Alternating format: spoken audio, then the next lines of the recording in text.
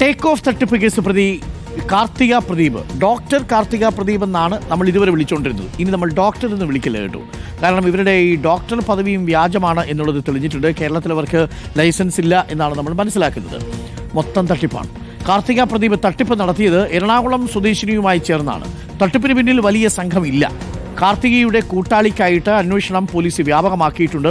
1 കോടിയുടെ തട്ടിപ്പ് നടന്നു എന്നാണ് കണ്ടെത്തൽ. എസ് ശരൺ ചേരുന്നുണ്ട് കൂടുതൽ വിവരങ്ങളുമായി.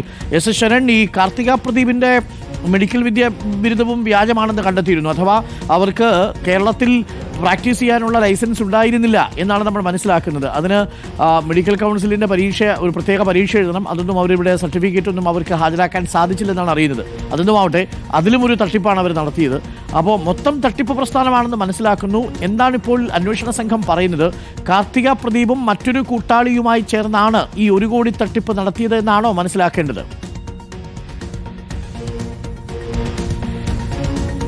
അരുൺകുമാർ, വിദേശത്തേക്ക് ജോലി വാഗ്ദാനം ചെയ്തുള്ള ടേക്ക് ഓഫ് തട്ടിപ്പ് അതിന്റെ വ്യാപ്തി ഓരോ ദിവസം കഴിയുന്തോറും വർദ്ധിച്ചു വരികയായിരുന്നു. ഈ ഘട്ടത്തിലാണ് പോലീസിന് ഒരു സംശയമുണ്ടായിരുന്നത്. ഇവർക്ക് പിന്നിൽ വലിയൊരു സംഘമുണ്ടെന്നുള്ള സംശയമുണ്ടായിരുന്നത്. പിന്നീട് വിശദമായ അന്വേഷണം നടത്തിയ ശേഷം ഇപ്പോൾ സെൻട്രൽ പോലീസ് പറയുന്നത് 2 പേർ മാത്രമാണ് ഇപ്പോൾ ഈ തട്ടിപ്പ് നടത്തിയിരിക്കുന്നത് എന്നുള്ളതാണ്. ഒന്ന് കാർത്തിക പ്രദീപാണ്.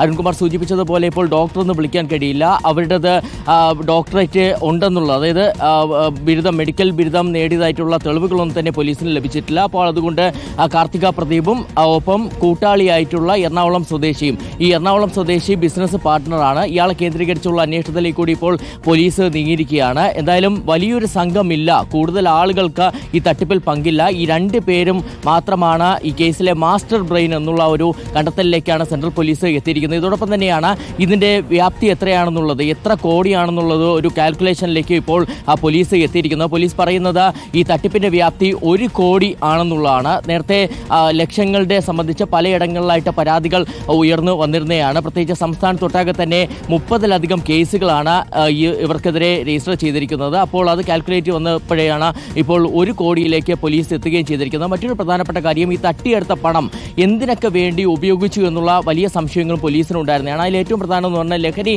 ഇടപാടുകൾക്കായി ഉപയോഗിച്ചു, ഒപ്പം തന്നെ ഇവർക്ക് കൊട്ടേഷൻ സംഘങ്ങളുമായി ബന്ധമുണ്ട് തുടങ്ങിയ വിവരങ്ങളൊക്കെ തന്നെ പരാതിക്കാർ നൽകിയിരുന്നതാണ്. ഇപ്പോൾ പോലീസ് പ്രധാനമായും ചെയ്യുന്നത് ഇവരുടെ ബാങ്ക് അക്കൗണ്ടുകൾ ശേഖരിച്ചുകൊണ്ടുള്ള വിശദമായ പരിശോധനകൾ തുടരുന്നു എന്നുള്ളതാണ്.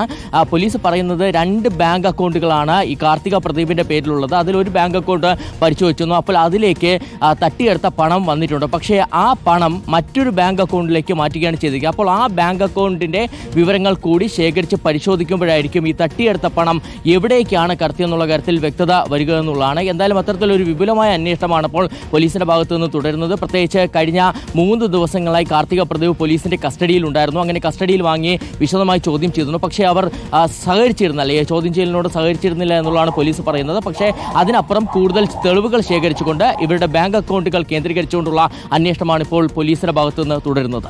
Okay, thank you. ശരണാണ് വിവരങ്ങൾ നൽകിയത്.